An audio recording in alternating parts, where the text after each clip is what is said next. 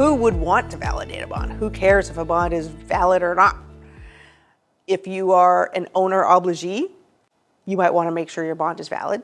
The bond that you're receiving is valid.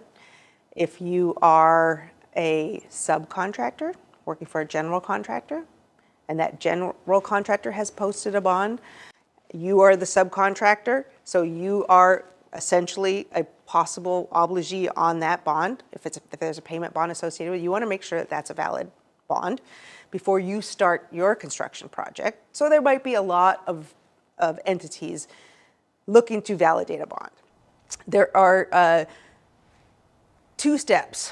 One is the surety authorized. So when you're looking at a bond and you're trying to find out if this is a valid bond, you want to make sure that the surety company is an authorized and real surety company, right? And then number two, did the surety company authorize this particular bond? So first we're going to start with, is the surety a real surety? There are a couple of places you can go. The first place I would recommend is the insurance commissioner within the state that you are in and the bond is filed in. So if the bond is filed in the state of Texas for a Texas job, construction job, you're going to go to the Texas insurance commissioner.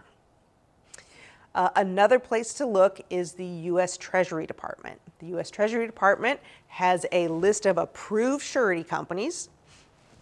Both the insurance commissioner and the U.S. Treasury will have some contact information.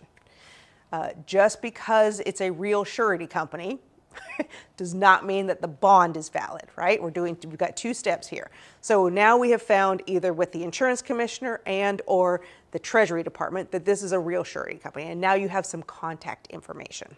So now we want to know if the bond is valid. So I would suggest going directly to the surety company. You have the information from the insurance commissioner and or the U.S. Treasury Department, go directly to them. They are used to it. They know that this is important and that you need to know that you have a valid bond.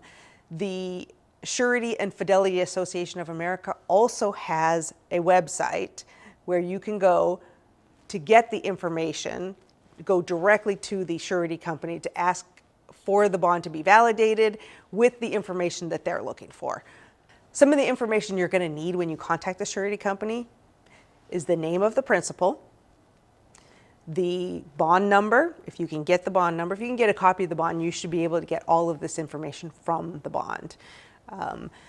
The job information, if this is a contract bond, is going to be helpful as well.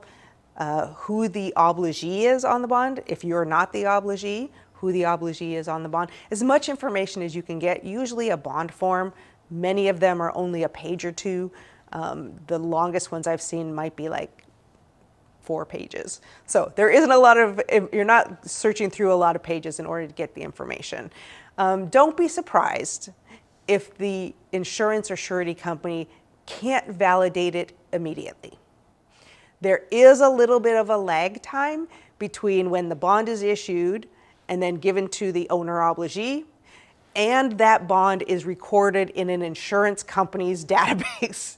There's going to be a little lag time. So don't be concerned if you don't get an answer right away. It is not a bad thing.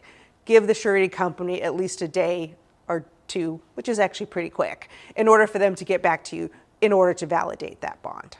But going directly to the source is going to be your absolute best bet to get the information you need to make sure you have a valid bond with an insurance company that is authorized in the state that you're in.